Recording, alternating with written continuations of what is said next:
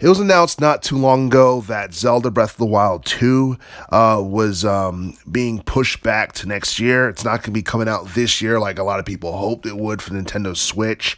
And it's a shame, but at the same time, it gives Nintendo an opportunity to give us a more polished game. And, when it comes to Zelda games in general, Nintendo always gives the best, but, maybe the wait for Breath of the Wild 2 might be worth it. A lot of people were certain that we were going to see it this year, considering the fact that we got to see a reveal trailer back at E3 2021. I believe it was the summer of 2021.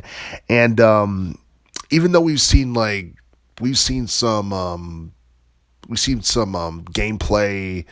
I wouldn't say gameplay footage, but we saw some screenshots and some video of what was presented in the trailer.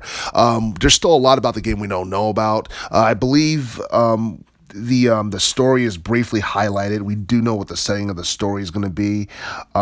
We realize that I guess the setting takes place a century following the events of the original Zelda game, and it sees Link battling hordes of foes prior to the great calamity that falls upon Hyrule.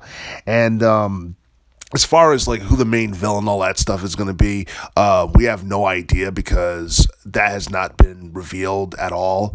And I don't think we've seen any actual gameplay footage. We've seen trailer and we've seen video and all that, but we haven't seen actual gameplay footage.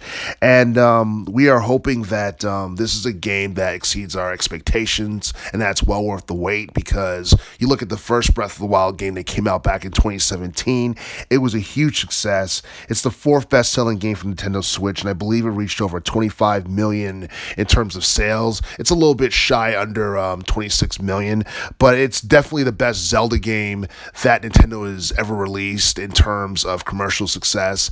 And as far as this upcoming game is concerned, a lot of people are wondering whether or not it will surpass the Breath of the Wild game from 2017.